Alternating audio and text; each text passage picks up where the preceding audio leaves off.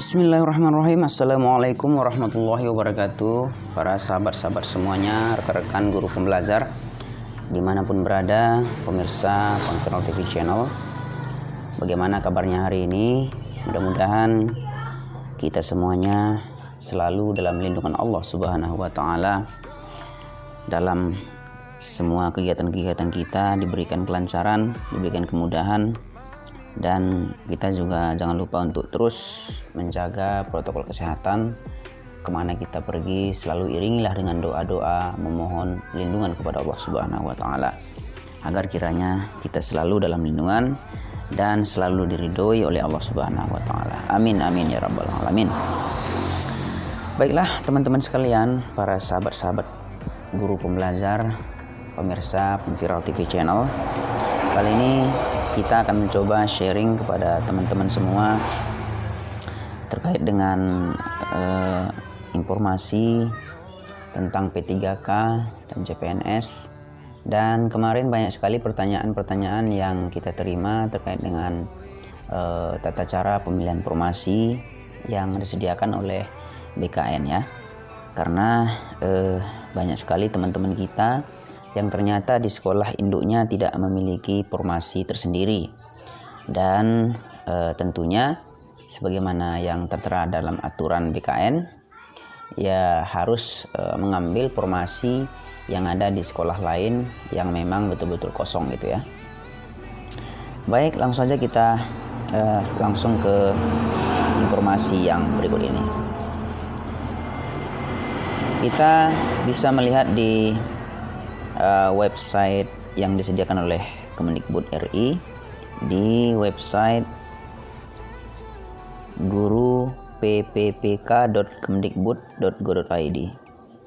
Di sini ditampilkan banyak sekali informasi-informasi terupdate mengenai P3K dan tentang info-info terbaru dari P3K, mulai daripada pendaftaran akun, perpal ijazah, pemilihan formasi dan lain-lain ya.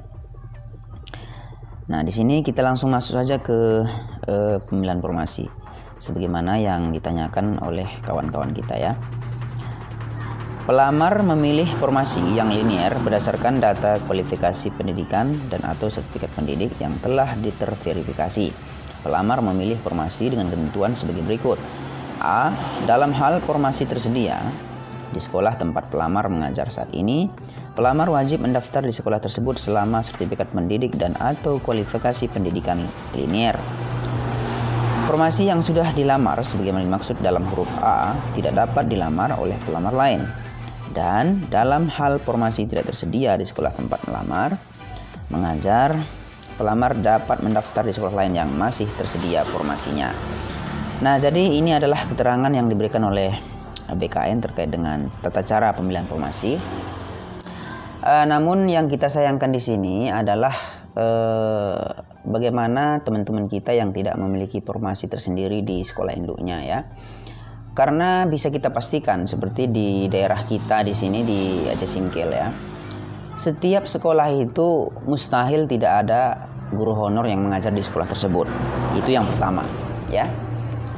Kemudian yang kedua ya, itu rata-rata di sekolah, seluruh sekolah A sampai sekolah Z yang terdaftar di daerah masing-masing ya, rata-rata guru honor yang mengajar itu lebih daripada 5 ya, bahkan ada sampai yang 10 orang, bahkan ada yang 12 orang ya.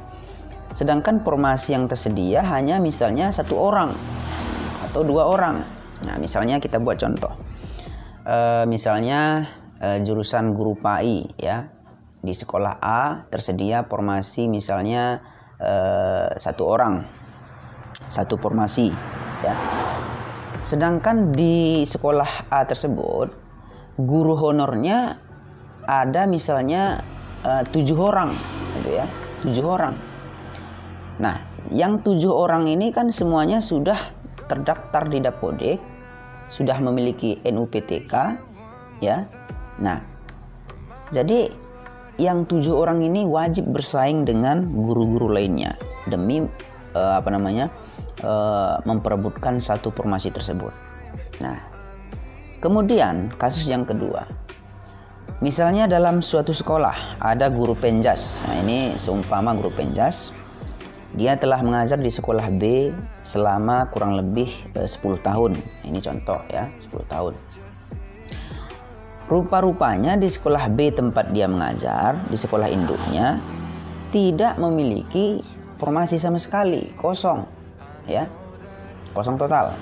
Sementara jurusan lain ya, jurusan guru IPA, jurusan guru IPS itu ada sampai mungkin bahkan sampai 2, sampai 3 gitu. Nah, jadi dari kasus ini kan sudah pasti dia tidak bisa melamar di sekolah induknya sendiri. Nah, otomatis dia harus mendaftar ke sekolah lain ya. Yang intinya belum ada formasi yang terisi, artinya formasi kosong yang harus dicarinya di sekolah lain. Nah, jadi kalau kita melihat daripada kasus ini, apakah mungkin ya seorang guru mencari formasi di sekolah lain yang belum ada terisi ya, atau formasi yang masih kosong? Saya rasa sulit kalau kita melihat daripada hal itu ya. Sulit kita melihat kalau misalnya ada sebuah sekolah ya yang menerima misalnya 3 formasi, buatlah 3 formasi. Kemudian di sekolah tersebut misalnya guru penjas 1 ya, guru IPA 1 formasi, guru PPKN 1 formasi, 3 formasi ya. Nah, yang 3 formasi ini itu mustahil tidak ada guru honornya. Bahkan kalau kita lihat di satu sekolah itu ada yang sampai guru honornya itu ada 10 orang. Nanti yang 10 orang ini dibagi-bagi, misalnya guru PAI-nya ada 4 orang, guru IPS-nya ada 3 orang, guru IPA-nya ada 3 orang. Nah, kemudian guru agamanya ada 1 orang ya. Nah, jadi kalau kita lihat dari sisi peluang sangat sulit ya teman-teman ya, sangat sulit. Nah, jadi adapun solusi yang bisa kita lakukan untuk mengatasi poin C, yaitu dalam hal formasi tidak tersedia di sekolah tempat pelamar mengajar, pelamar dapat mendaftar di sekolah lain yang masih tersedia formasinya ya. Kita yang penting yang pertama sekali kita daftar aja dulu ya, daftarkan akun seperti biasa, mendaftar P3K ya, walaupun kita termasuk formasi umum, tidak ada formasinya ya. Yang bisa kita harapkan adalah di gelombang kedua dan gelombang ketiga ya, itu adalah harapan terakhir kita untuk bisa mendapatkan formasi. Karena kalau kita melihat di formasi di angkatan pertama, tes pertama ini ya, untuk guru K2 saja belum pasti ya posisinya teman-teman semua ya, masih kacau balau ya, bagaimana nasib mereka, begitu banyak kali keluhan, bahkan sudah teman-teman kita sudah mengajar sampai belasan tahun ya, tidak ada identitasnya tidak terdeteksi oleh sistem dan lain-lain. Nah, jadi kita tidak perlu terlalu kecewa, yang penting kita sudah mendaftarkan diri, sudah membuat akun, sudah mendaftarkan P3K,